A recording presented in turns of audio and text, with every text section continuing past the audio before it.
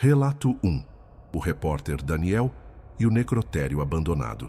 Há muito tempo, em uma cidade pequena e esquecida, existia um necrotério abandonado. Suas paredes decrépitas e janelas quebradas já eram um convite ao medo, e os moradores evitavam passar por lá à noite, sussurrando sobre estranhos ruídos e luzes misteriosas que emanavam do prédio. No entanto, para Daniel, um jovem repórter ambicioso, esses rumores eram apenas um desafio. Ele estava determinado a descobrir a verdade por trás de tanta superstição, convencido de que uma matéria sobre o local mudaria sua carreira para sempre. A princípio, Daniel acreditava que encontraria apenas velhos ratos e poeira, mas a realidade se mostraria muito mais perturbadora. Na primeira noite de sua investigação, Daniel entrou sorrateiramente no necrotério. O ar ali era pesado, uma mistura sufocante de formol e mofo que prendia na garganta. Ele avançou pelos corredores escuros, apenas a luz fraca de sua lanterna cortando a densa escuridão, revelando sombras dançantes e macabras. As portas das gavetas mortuárias estavam entreabertas, algumas rangendo levemente, revelando vislumbres de corpos pálidos e enrijecidos, uma visão que, embora chocante, ele tentava racionalizar como parte da rotina de um local como aquele. De repente, um som arrastado e gutural ecoou de uma sala ao fundo, quebrando o silêncio sepulcral que até então dominava o lugar. Era um som úmido, como algo pesado sendo arrastado sobre o chão. Daniel, com o coração batendo forte no peito, quase sufocado pela adrenalina, aproximou-se devagar, cada passo ecoando assustadoramente no corredor vazio. Ao empurrar a porta, a cena paralisou-o. Lá estava ela, uma mulher vestida de branco, seu vestido sujo e rasgado, com cabelos negros como a noite que caíam sobre seu rosto pálido. Seus olhos abertos e vazios fixaram-se diretamente nele, sem piscar. "Quem é você?" Daniel conseguiu perguntar, a voz tremendo e quase inaudível, um fio de som em meio ao pânico crescente. A mulher não respondeu. Em vez disso, com um movimento lento e assustador, ela se levantou da maca, seus membros parecendo rígidos e desajeitados, mas seu avanço era determinado. Seus passos arrastados ecoavam no chão frio, cada um deles um martelo na mente de Daniel.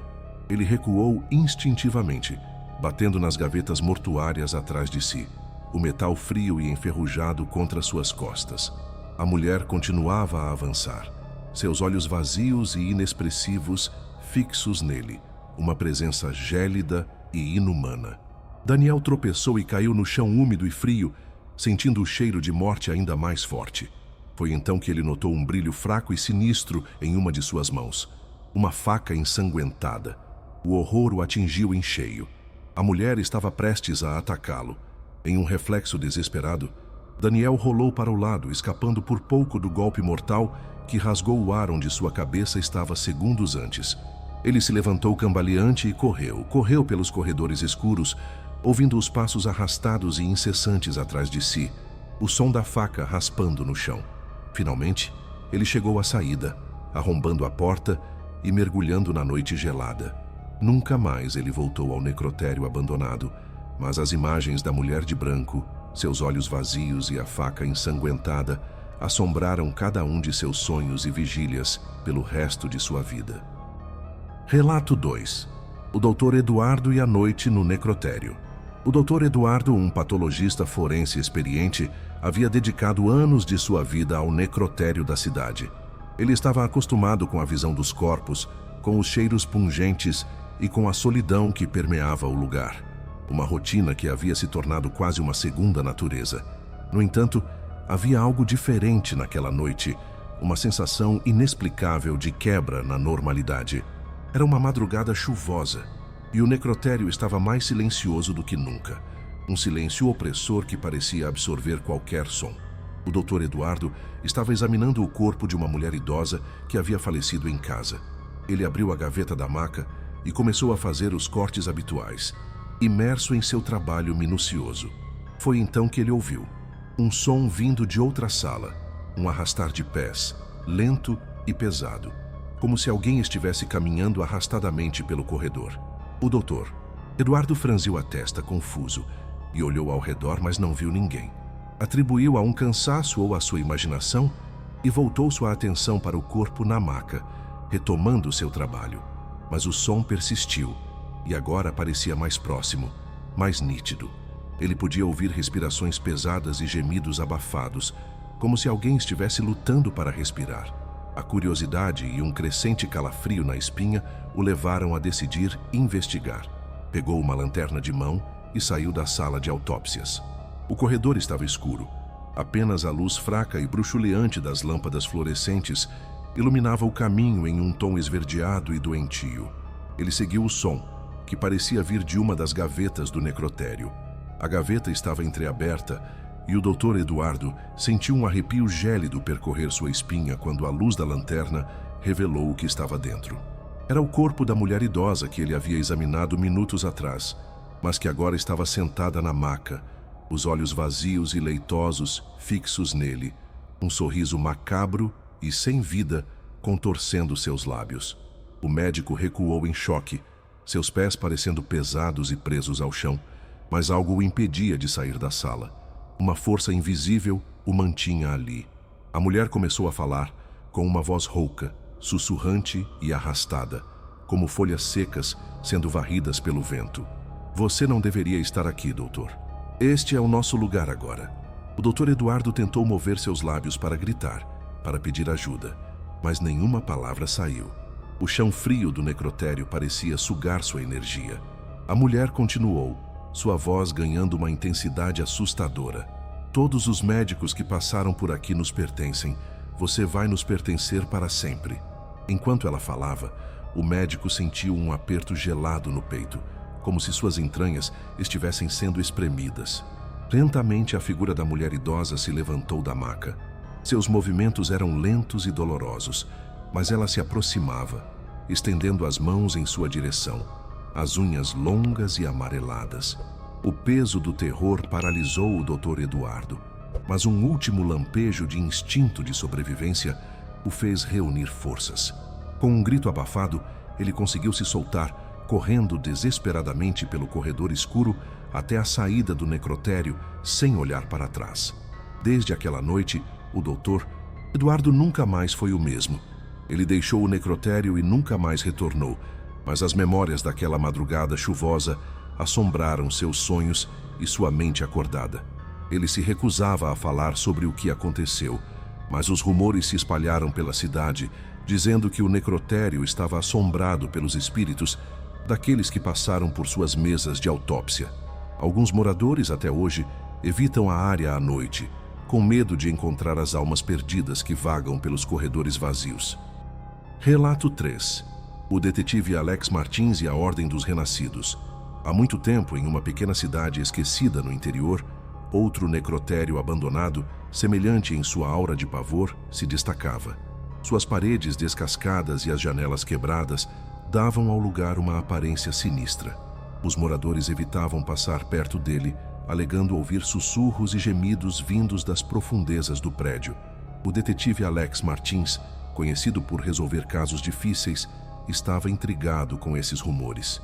O mistério do necrotério o atormentava. Uma noite, impulsionado por sua determinação, ele decidiu investigar. Com sua lanterna em mãos, ele entrou no prédio escuro e úmido. Os corredores estavam repletos de gavetas de metal enferrujadas, cada uma contendo os restos mortais de alguém que já havia partido. Alex sentiu um arrepio na espinha quando ouviu um arrastar de pés vindo de uma das salas laterais. Ele se aproximou devagar e empurrou a porta.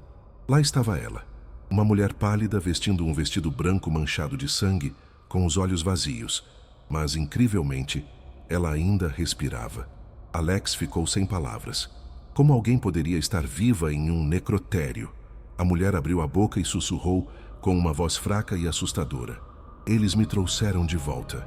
Ela apontou para uma mesa de autópsia no centro da sala. Alex se aproximou e viu um corpo sem vida sobre ela, a pele cinza e enrugada, mas havia algo estranhamente familiar em seus olhos. Ao examinar o cadáver, ele encontrou uma tatuagem incomum no pulso, um símbolo antigo que representava a ressurreição dos mortos. O detetive percebeu que estava diante de algo sobrenatural e perigoso. Enquanto investigava mais a fundo, Alex descobriu que o necrotério era usado por uma sociedade secreta, a Ordem dos Renascidos, que praticava rituais macabros para trazer os mortos de volta à vida. Eles acreditavam que a ressurreição poderia conceder conhecimento proibido e poderes inimagináveis. A ordem era composta por indivíduos fanáticos e ávidos por poder, vindos de diversas camadas da sociedade, que se reuniam secretamente no necrotério para realizar rituais sombrios. O líder, um homem idoso e enlouquecido pelo desejo de imortalidade, conhecido apenas como o Ressurreto, afirmava ter sido ressuscitado décadas atrás. A Ordem dos Renascidos operava nas sombras, manipulando eventos e influenciando a história da cidade, dispostos a tudo, incluindo assassinatos e sacrifícios humanos. Alex estava determinado a desvendar o mistério e impedir que mais pessoas fossem trazidas de volta à vida contra sua vontade. Ele seguiu as pistas até um cemitério abandonado nos arredores da cidade, um lugar coberto por lápides quebradas e mato alto, onde a névoa parecia se agarrar ao chão. Lá, no centro de um círculo de pedras antigas, ele encontrou o líder da sociedade, o Ressurreto, um homem idoso com olhos enlouquecidos que brilhavam com uma febre insana. O líder revelou a verdade chocante. Ele próprio havia sido ressuscitado décadas atrás e agora buscava a imortalidade a qualquer custo, um desejo que o consumia completamente. Assim que o líder terminou de falar, seus fanáticos seguidores, figuras encapuzadas que emergiram das sombras do cemitério, pegaram Alex e o amarraram com cordas grossas, apertando-o contra um pilar de pedra. Ele seria um sacrifício, uma oferenda macabra para a seita, já que havia descoberto seus segredos e queria acabar com sua existência. Após um ritual sinistro, com cânticos guturais e movimentos hipnóticos, o líder se aproximou de Alex e proferiu algumas palavras em uma língua antiga e ininteligível, que o detetive não conseguiu compreender. Em seguida, pegou um galão de gasolina e começou a despejar o líquido inflamável sobre Alex, encharcando suas roupas e o chão ao redor. Desesperado, Alex gritava por socorro, mas ninguém além dos fanáticos da seita o ouvia, seus gritos se perdendo na noite. Enquanto o líder fazia um discurso arrepiante, que parecia mais uma oração para uma entidade desconhecida e sombria, Alex, com uma força que não sabia que possuía, conseguiu se soltar das amarras, rasgando a corda com um esforço sobre-humano. A fogueira ritualística, a única fonte de luz no cemitério abandonado à noite, lançava sombras distorcidas, e a visão era limitada apenas até onde o brilho bruxuleante alcançava. Correndo pelas sombras e entre as lápides, ele conseguiu despistar os fanáticos da seita, que se moviam de forma desajeitada na escuridão. Finalmente, com o coração quase explodindo no peito e o cheiro de gasolina ainda impregnado em suas narinas, ele conseguiu escapar daquele cemitério macabro e daquela seita estranha. Alex ficou com medo de contar para alguém, até mesmo para a polícia, receoso de que o chamassem de louco ou de que não acreditassem em sua história surreal. Ao retornar para casa, o detetive Alex Martins refletiu profundamente sobre os eventos que acabara de presenciar. A experiência o deixou marcado. Ele se perguntava quantas outras sociedades secretas poderiam estar operando nas sombras, praticando rituais proibidos e buscando poder além da compreensão humana, escondidas à vista de todos, esperando o momento certo para se manifestar. A noite no cemitério assombraria seus pensamentos por muito tempo, uma prova viva de que o mundo guarda horrores que a ciência e a lógica não podem explicar.